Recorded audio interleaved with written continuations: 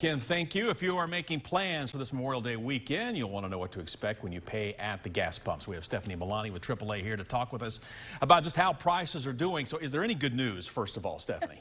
So there is a little bit of good news. So from the last time I was here, Knoxville's average has gone up about 4 cents. However, we are the lowest metro in the state. We are 3 cents less than the state average. So state average is 4.28. Knoxville right now is 4.25.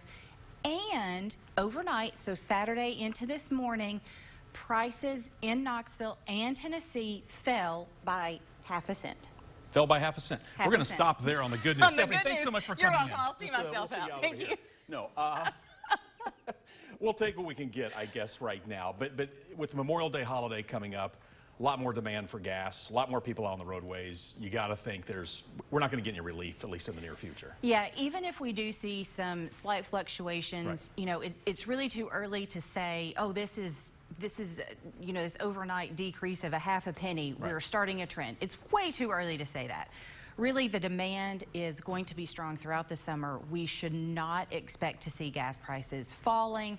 We hopefully will get to a point where we're steady, but it doesn't look like that's going to stop Memorial Day travelers.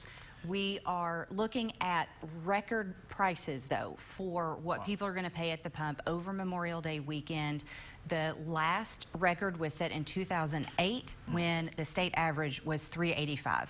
We're well above that right now. My goodness. So again, this isn't going to stop anybody. We were talking, you know, we've been kind of cooped up for a couple of years now. Everybody's just ready to go. And even with the high prices, you're still going to have a lot of people with you out there on the roadways. Yeah, we're looking at a 7% increase over last year for total travelers. For the majority of people, 87% of Tennessee travelers, they are going to be traveling by vehicle. So even over 2021, the number of people taking road trips is up about 7%. Now, we do know high gas prices, you know, if you're on a budget for that travel, you're going to have to make cuts in other places.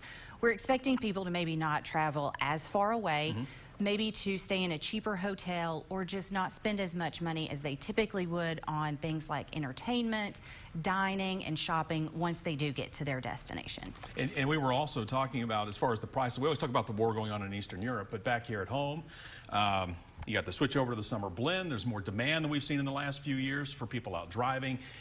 And then there's jobs that just need to be filled at the refineries in some of these cases, and all of this is contributing to why we're seeing these prices. It's kind of the perfect storm, and there's not one thing that will fix it. So hopefully over the next several months, you know, demand will start to level out. We'll get supplies to increasing, and that is, you know, supply is a global thing. So not just here domestically, but across the world, we need to see kind of these individual issues get worked out before we start to see some relief at the pump. All right, Stephanie, we appreciate it.